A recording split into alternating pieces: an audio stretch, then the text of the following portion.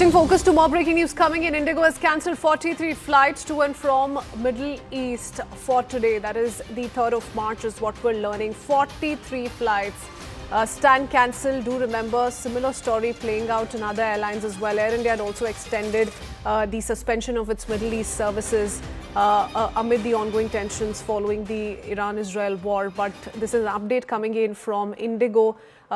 43 flights have been cancelled to and from the Middle East for today. So another day's delay for those who are looking at commuting, who are looking at traveling to or from the Middle East to India. And this is an update that's been shared by Indigo as we speak.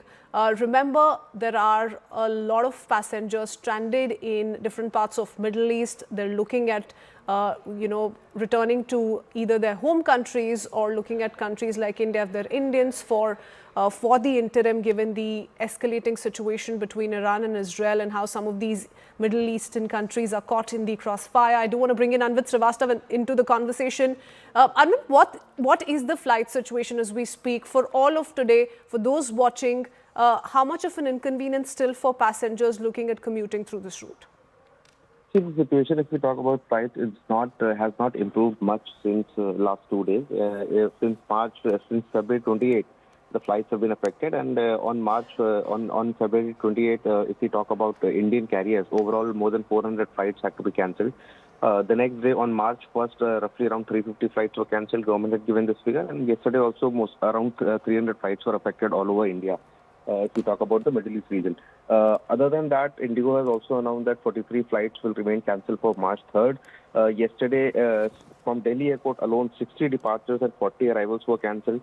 And if we talk about Mumbai, the second most busiest airport in the country, on March 2nd, arrivals were 61 that were cancelled and 55 departures had to be cancelled. So, total 116 air traffic movements were affected yesterday. Today also we are expecting some flights to be affected because the flights mostly to European destinations are affected. The routes have been curtailed.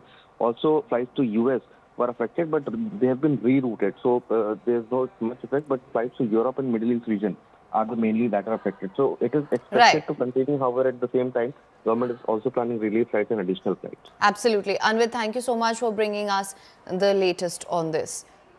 That's all we could pack for you in this edition of News. Our non-stop rolling coverage on the West Asia conflict continues on the other side. Thanks for tuning in. We'll be right back.